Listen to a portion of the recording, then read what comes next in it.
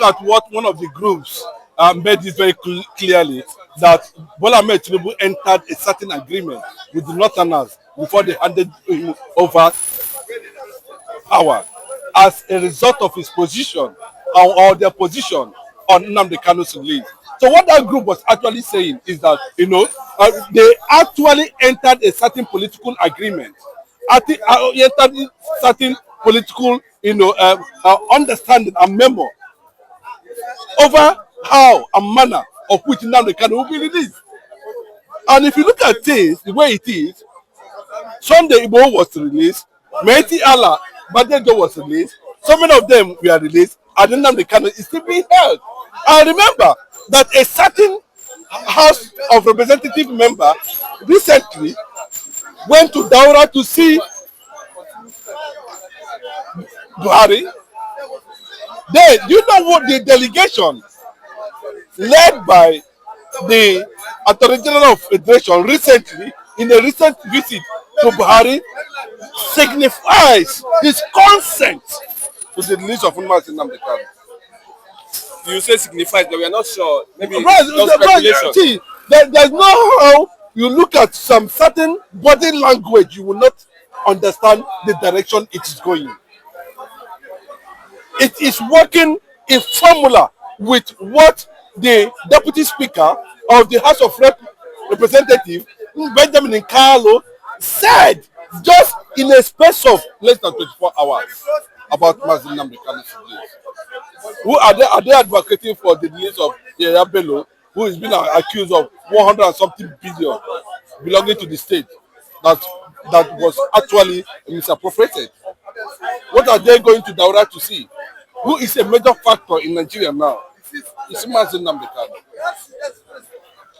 Whether Buhari, Tinubu want to use it to negotiate APC political interests, that is their business. The thing don't pass them right now.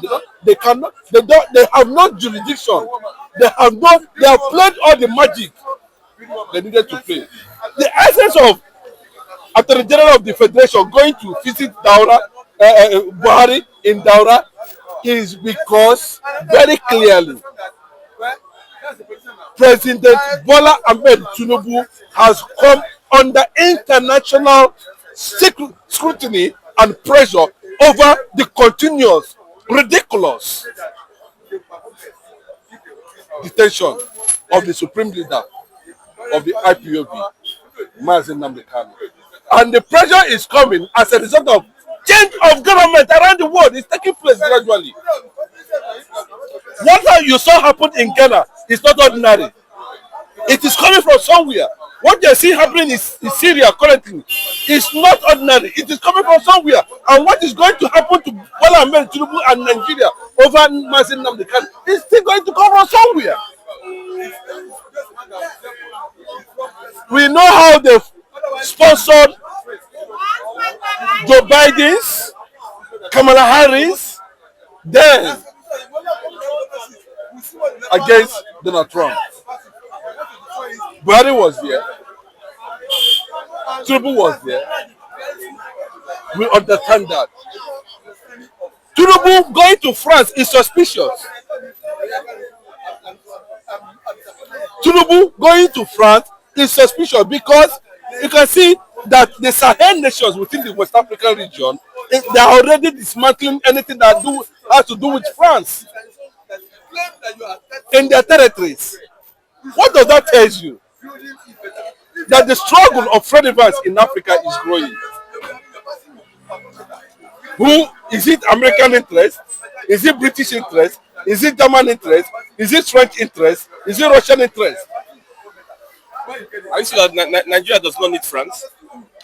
No, Nigeria. No, see, bros. Anybody that wants, I'm talking about the support, the solidarity that is rising, that looks like a change, that people do not understand the wave of that direction is towards the restoration of a nation that we embrace both the Francophone and the Anglo-Saxons as a sovereign nation, and that is Biafra. France want a relationship because you can see what is happening in West Africa now. Britain want also America #1 interest. Russia, the foreign prime minister of Russia, has already taken a position, alerting the United Nations, to go according to the charter that signifies and endorses self-determination. Why are these people coming out recently to talk about, self-determination? Didn't that tell you, that the Biafran lobbies are working? The presentation of Biafran charter on the several nations of interest is generating momentum. So the release of Nnamdi Kanu, what Benjamin is trying to say, I'm sure he's just being political because maybe he has gotten a signal of reality, and he's also using that opportunity to discuss his influence and interest in becoming the next governor of Abia State. That is Benjamin Kanu. That is Benjamin Kanu, because you know what he said, that Abia State is supposed to be APC state. But one thing that will surprise them and one thing that is coming is that they will all be disappointed, because the supreme leader himself, Nnamdi Kanu, the IPOB leader global, the one that championed persistence, the one that championed the struggle, the one that has brought the reality of Biafra globally, who has already dropped anything that has to do with all the senators, South governors. Nnamdi Kanu has simply become command and control. They bow to his influence currently now. And anybody that does not discuss Nnamdi Kanu is no longer politically relevant. It's no longer politically relevant. That is what it means. So what we are getting at the point where we are seeing Benjamin Kanu making that statement. This is not the first time they are making that statement. We have seen the Ohanese leaders, we have seen the Southeast governors coming together to say releasing Nnamdi Kanu. They are working very soon, nothing. We are seeing the Igbo professionals and Igbo thinkers taking the same line at the end of the day, nothing. But what I'm trying to tell you, that currently now, the signal is becoming very significant that Nnamdi Kanu will be released. And let me tell you, it is not coming from all this corrupt alien that's in the eastern part of the country. The release of Nnamdi Kanu is getting world solidarity. Okay, does Tinubu need to consult the Buhari before he releases Nnamdi? Of course, that's what I'm telling you. He's synergy with the agreement, didn't he? He needs to consult. No, I'm telling you. See, seek his consent. Okay, this thing has gone out of hand. There's nothing we can do again, because it was part of the agreement they entered. Because the Northerners feel very okay and happy seeing Nnamdi Kanu there. They are okay completely. They are happy because what is bringing Nigeria together is the sharing of resources belonging to Nnamdi Kanu. What is bringing Yorubas and Hausas together is the resources that Nnamdi Kanu have. The sharing of it is what brings them together. In the absence of that, the Northerners are no longer interested and they don't want to see it happen. Because by the time you deprive them of the revenue coming from the crude oil, what is the business? Is there any business again? When you are in partnership with somebody and you are not sharing money, is there any need for continuity? That is the essence of keeping Nnamdi Kanu there. But what is bigger than them has become a reality. And that's what we are seeing, Benjamin Kanu as saying, making a certain statement in that regard, saying a lot of things. Nnamdi Kanu will be released. There is need for us to understand that very clearly, that it is not something that we stop anybody from becoming relevant.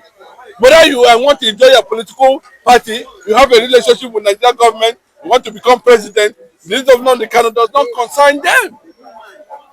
Go ahead with your ambition. But let us see whether your ambition will survive in the presence of Biafra. Why is no one calling for the release of Samanepa? The Finnish government themselves are actively involved. But what is not clear is that, there are certain uncertainty. There seems to be an uncertainty. Okay, if this thing disturb us, though, uncertainty over some of these things, and it's not very clear whether this guy was actually in custody. Yes, you can't know. Because you remember, if you look at the way things are unveiling now, Simon Ekpa will be somewhere now crossing his leg and watching as some people who claim to be loyal to him disguise themselves. And remember, that guy is a very smart, dangerous person. There is a reason why his absence and disappearance is shielded in so many secrets. No, even the Nigerian government does not know what is happening about him in Finland. It is only the Biafran government in exile under the able leadership of Dr. Ngozi Urabeze. Apart from that, we don't know any other person again. Completely stable. And I can tell you, IPOB is controlling over 250 organizations. The structure, Nigeria can never be able to destroy. Look at Nnamdi Kanu. As brave as he is, as wise as he is, he knows that he is more wiser than even Nigeria and Nigerian government. If you how do you study a man? How do you unveil a man? What do you make of a man of Nnamdi Kanu? Are you talking about the courage? Are you talking about the boldness? Are you talking about nailing himself on the cross? Are you talking about perseverance, long suffering? Are you talking about his resistance and resilience spirit? Igbo don't get king, Igbo don't get leader now. There's no Eastern governor. There's nobody 200 years coming that will not talk about Nnamdi Kanu. Because all of them somehow one day will become part of Biafra someday. They will become part of that kingdom. But it's not Nigeria. The world is preparing. The world leaders are preparing for the emergence of the kingdom of Biafra. When it will be pronounced, I can tell you, but let me just keep it on the other side. Nations, countries that will signal recognition. Not Nigeria. Everything is being sorted out. Every bit is being taken care of. Simon Ekpa, as you see him there, is a master of the game on his own. Unshakable. Everything you're saying is to create an atmosphere of solidarity. Nigerians, like Fulani will say, zombie, na zombie, Nigeria na zombie. They don't go until tell them to go. Even when they go, say they know they look front, they look back, look right, left, center. No, they know they look like that. Look at all the trap that has been there set by these guys that are IPOB experts. They all fell into it. As much as Nnamdi Kanu is coming out any moment from now, nobody's going to tag him a terrorist. He has the freedom to move anywhere around the world. Because Nigeria fell into the trap and it turned to be something good. The way Finland want to clear their hand from anything that has to do with human rights indictment. Imagine a situation where Finnish government refused to investigate petitions written by Nigerian government against Simon Ekpa, who is just a freedom fighter, an agitator. Let me tell you, after they have done with whatever investigation they are doing with Simon Ekpa will turn to another person of glory. Nobody's going to see him as a terrorist again. Finnish government would have cleared that sentiment. Freedom will become very clearly. People will begin to embrace that ideology and that concept. Okay, lastly, IPOB says Igbos can travel this December, that there will be security. Bro, let me tell you, IPOB is, I told you that IPOB have over 250 organizations structured into IPOB. Igbos are not joking with this issue of Biafra. They are not smiling. They are not ready to put it on the table for any amount for anybody. Benjamin Kanu, them, all of them, they can go and trade. They are doing their business. We don't care. We are doing our own business. As simple as that. Can you tell me today that they enjoy the majority? If they enjoy the majority, why all of them on daily basis they continue to mention Nnamdi Kanu, Nnamdi Kanu, Nnamdi Kanu? Because if you don't bring Nnamdi Kanu on the table, nobody is going to listen to you. The sit at home is people are in solidarity of the sit at home. Even though Nnamdi Kanu has come to say no sit at home, people said no for this one. They have not seen any Igbo man like him to tell you that his personality dwarfs everything about the Eastern governors, dwarfs everything about the senators from that region, dwarfs anything that has to do with whatever they call themselves that are South and Middle Belt or Niger Delta. Everybody is focusing. I can tell you, when Nnamdi Kanu will release, you will see descendants of King Dado Opopo paying him solidarity visits. And it's going to change the narrative. We are going to see another dimension because the way it will come, Nigeria will not expect it. It will come by surprise.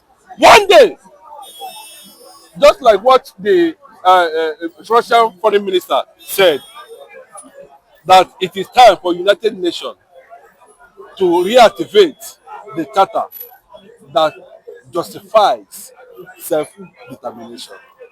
This is about 3 days from now.